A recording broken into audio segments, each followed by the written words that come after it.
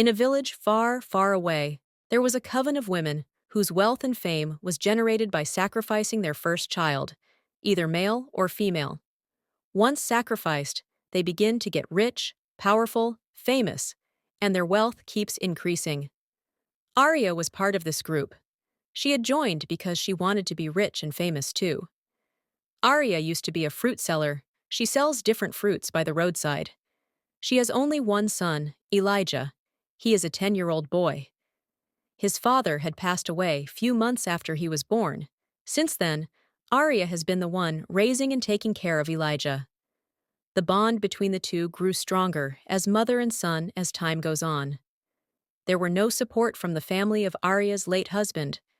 They blamed Aria for the death of their son, telling her it was as a result of her bad luck.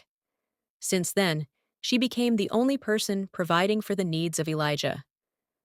After Elijah's 10th year birthday, things got worse. She won't even sell one fruit from dusk till dawn. There used to be a woman that patronized her. She has always told Aria that she can help her become rich very fast if Aria let her. One day, the woman came to buy some fruits as usual. Aria then used this opportunity to tell her she's ready to be rich. "Now that's it!" the woman exclaimed after hearing Aria talk. She told Aria to meet her at a T-junction close to the village square in the evening time after the close of work. She promised to take her to the person that will help her. After the closing of work that day, Aria met Mama Shade at the said spot. She welcomed her, and as it was getting dark, and they headed deep into forest. The coven gathers in an abandoned temple, deep within the heart of Ravenwood Forest, behind a big waterfall. Mama Shade and other members of the coven meet there every full moon. As Mama Shade and Aria got to the door, it creaked open, and immediately they went in. Aria's dressing changed. She immediately looked like one of them. Aria was shocked when she found herself in the midst of these women. They all wear flowing, floor-length gowns in deep red and black, with black velvet collars with crimson gemstones and intricate lace and embroidery. A serpent image adorns the bodice, its scales shimmering with a dark sheen. And she's also wearing the same thing without having to change her dress. As soon as she gets there, their leader, Arachne, welcomed Aria and other members, including Aya Shade. They all joined their leader in welcoming her. As they revealed how they all become rich and powerful, using the lives of their first children in exchange for fame and wealth, Aria's face shone with betrayal. She confronted Aya Shade, asking her, "So this is what you've brought me here to do? A coven where you all use your children's lives to toy, just for fame and wealth. I'm very disappointed in you." "Shut up!" Yashade shouted. "What do you think? Do you think wealth comes easily? You asked me to take you where I can help, and here we are now, so cooperate." On hearing that, Aria opted out. "I am not interested in any of these anymore," she said. However, it was too late. The leader informed her that the moment anyone stepped their feet in the coven, there is no going back. It's either the person becomes part of them, or she gets killed. They can't risk their secret going out in the open. Aria was left with no choice than to join them. However, she had greater plans. Elijah is her only son. She won't allow them take him away from her. A few weeks later, Aria became very rich. Her fruit business expanded, moving from the roadside to a bigger and better store, only for fruits. She now owned a mansion and many cars parked in her big compound. Her son, Elijah, also attended one of the best schools in town. Everyone was surprised by the sudden wealth of Aria. While some believed she did something terrible to gather wealth, some also believed it's the Lord's doing. However, there was a wide lacuna between her sudden wealth and providence from God. Every full moon, the women will gather at their meeting place, either to initiate new members who are also unaware of the trouble looming before joining the coven like her, or to share the children of their members as sacrificial meats. The coven will share meats every month. This meat symbolizes the body of the child of the member whose turn has come to lay down her first child for sacrifice. Once the members share this meat, the child dies instantly, wherever the child might be. After Aria joined, she witnessed how the first child of one of the members was sacrificed.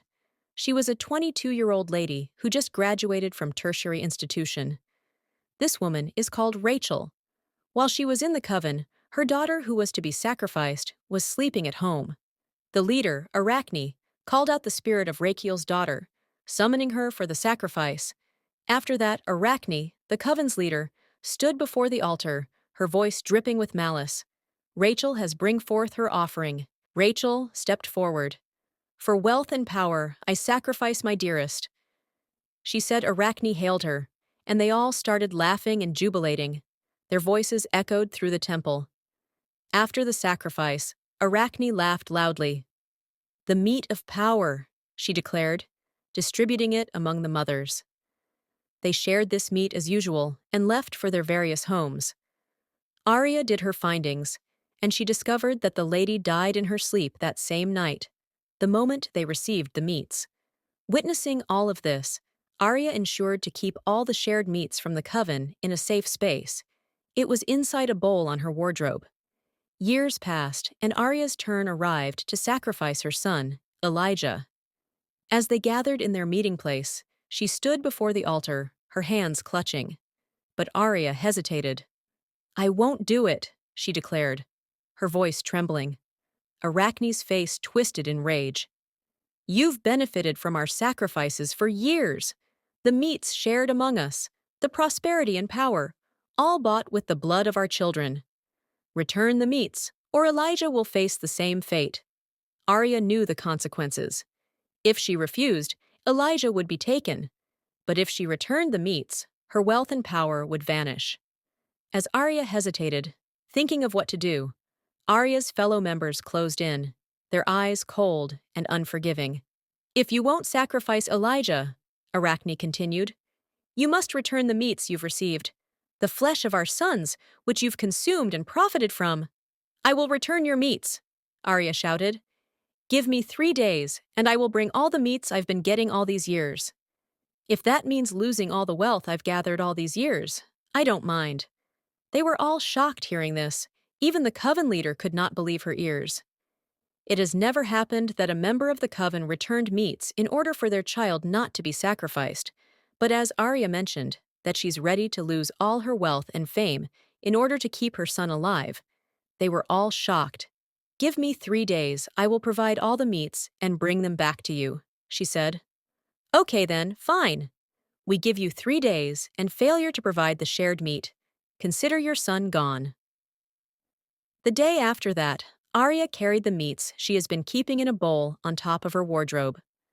The meats, according to her count over the years, should be 44, however, one is missing. What happened? She asked herself rhetorically. One meat is missing. This means trouble is looming, because if one meat misses, or even half, the coven will reject it. Aria knew no other person has access to her room except her son. She called upon him. Elijah, and he answers. I need to ask you something, and I need you to be very truthful. I've been keeping some dried meats on this wardrobe over the years. I found out one is missing, and I need to know how it happens. Mommy, I ate the meat, Ma, Elijah said. One day I was very hungry, and you were not home, but I wanted to take a book on the wardrobe, and I found some meats there. So I ate just one. However, the meat didn't taste like the normal meat I do eat, and since then, I did not take any meat from the bowl again. What? Aria exclaimed. You ate the meat? How hungry could you be that you can't tell me, despite my riches? Look, Elijah, your life is as stake. From my observation, the part of the meat you ate is the wrist. I will lose you if this meat is not provided. If only you know what is happening in the spiritual realm, you will know you have just few days to live. But that is an explanation for another day. Aria went straight to the kitchen to take one of the knives that is still very new. She came back to the room with the knife, and she told Elijah, Give me your hand now. What did you want to do, Mom? Elijah asked. I want to prevent them from killing you. Them? Who are they? The innocent boy asked. Shut up and give me your hand, Aria shouted.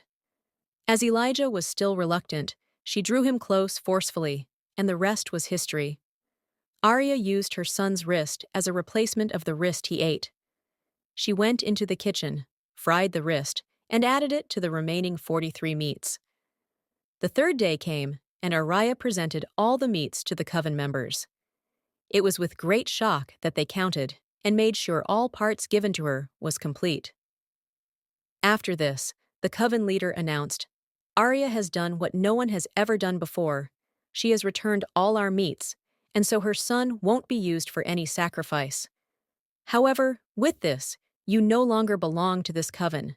The power, the wealth, the fame, the riches, everything is now deprived of you. You're back to penury and back to square one. Also, the day you ever open your mouth to tell anyone what you've seen here or the activities that goes on here, that day will be your last day on Earth. Days later, Aria started experiencing one problem to the other. Her store suddenly got burnt, and all other business sank. Her house was demolished by the government. She went back to nothing. She couldn't explain the reason behind this to her son. The aftermath of this made Elijah grow to have no likeness for his mom. The bond they once shared was broken, carrying on the plight of having and struggling with one wrist, knowing that his mother was the cause, without any reason for her action. From then, Aria learnt the act of contentment and watching out before seeking help from people. She learned that not everyone who offers us help is an angel. Thanks you for sticking to the end of the video. PLS like and subscribe to our channel.